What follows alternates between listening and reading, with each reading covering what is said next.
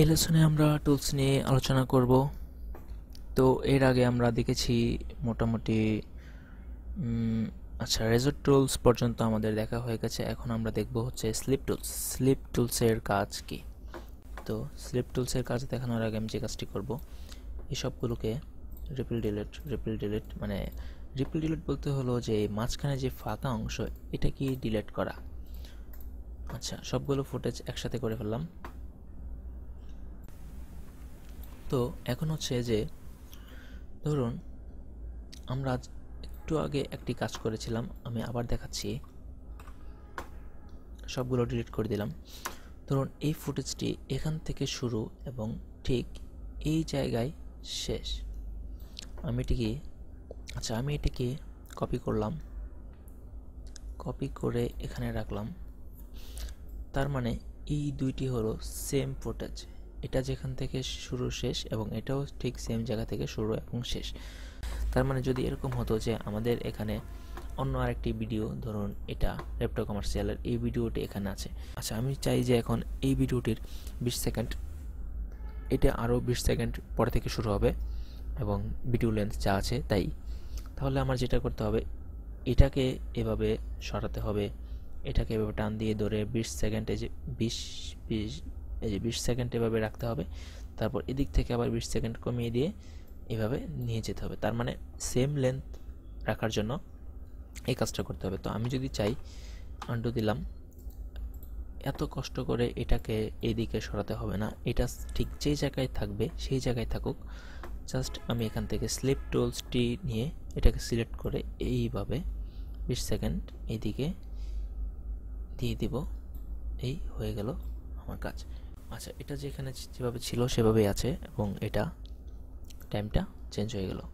তো এভাবেই স্লিপ টুলসের কাজ। তারপর হচ্ছে স্লাইড টুলসের কাজটা প্রায় সেম, একটু আলাদা। এটা হচ্ছে যে এতক্ষণ আমরা দেখেছি যে এটার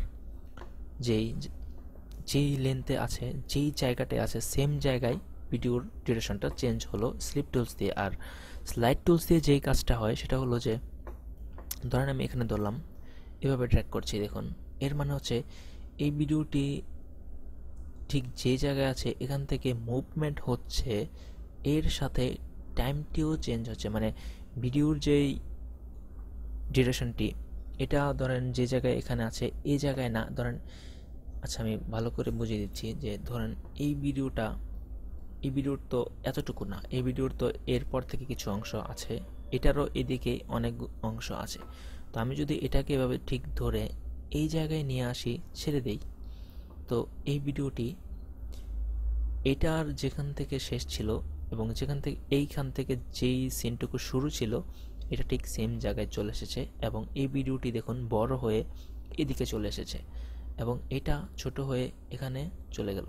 এর মানে হচ্ছে দেখুন, এটাকে আমি সিলেকশন টুলস দিয়ে এদিকে নিলাম, দেখুন কিছু অংশ কেটে গিয়েছে, মানে এটা যতটুকু এটাকে ওভারল্যাপ করেছে ঠিক ততটুকু কেটে গেছে। আবার দেখাচ্ছি, সাথে রাখলাম, এটাকে আমি স্লাইড টুলস দিয়ে এভাবে ধরে এদিকে নিয়ে গেলাম, আরও নিয়ে গেলাম। দেখুন এটা হচ্ছে এখান থেকে স্প্লে হবে এবং এটা ঠিক যা ছিল তাই এদিকে আরেকটা, এদিকে এটারও লেন্থ বেড়ে গেল। এভাবেই হচ্ছে এই টুলসের কাজ। দেখুন একটা জিনিস খেয়াল করুন যে আমরা যখন এই টুলসটি ইউজ করেছিলাম, এই রিপল এডিট, এটা দিয়ে যখন এভাবে কাজ করতাম তখন যে কাজটি হতো, এই ফুটেজটি বড় হতো ঠিকই, কিন্তু এর পাশে যেই ফুটেজটি আছে, যে ধরেন রেপ্টো কমার্শিয়াল ফাইনাল, এই ফুটেজটি কাটতো না। এই ফুটেজটি ঠিক দেখুন মুরব্বি চেয়ারে বসে আছে, এই সিন থেকে শুরু।